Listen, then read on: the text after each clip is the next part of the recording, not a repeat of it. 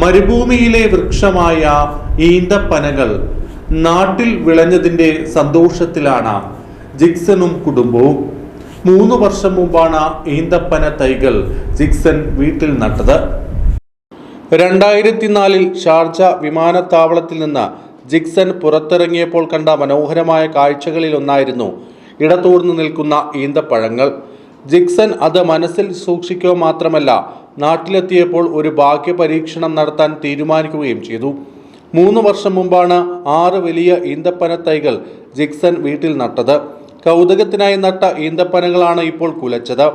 ഈന്തപ്പനയിലെ ഒന്നിൽ 15 കുലയോളം ഈന്തപ്പഴം ഉണ്ടായിട്ടുണ്ട്. JJ group ഉടമസ്ഥനായ Jickson Pavaratty grow പ്ലാന്റേഷനിൽ നിന്നാണ് ഈന്തപ്പന തൈകൾ വാങ്ങിയത്. നാടൻ വളവും പേരിന് രാസവളവും ഇടാറുണ്ടെന്ന് ഇതിന്റെ പരിപാലനമുള്ള ചന്ദ്രൻ പറയുന്നു. നമ്മുടെ വീടിന്റെ സൈഡിലൊരു ഭംഗിക്ക് വേണ്ടിയിട്ട് ചെയ്തൊരു കാര്യമാണ് അത്. ഇപ്പോൾ ഈ കൊല്ലം ഇത്ര അധികം വിളവെടുപ്പ് ഉണ്ടായി. ഒരു 3 വർഷം കഴിഞ്ഞു. ചന്ദ്രേട്ടനാണ് ഇത് മുഴുവൻ നോക്കുന്നത്. ഇതിൽ വളം കാര്യങ്ങളൊക്കെ ചെയ്യുന്ന ആളാണ്. അപ്പോൾ ആദ്യമായിട്ടുണ്ടായപ്പോൾ ഒരു സന്തോഷം.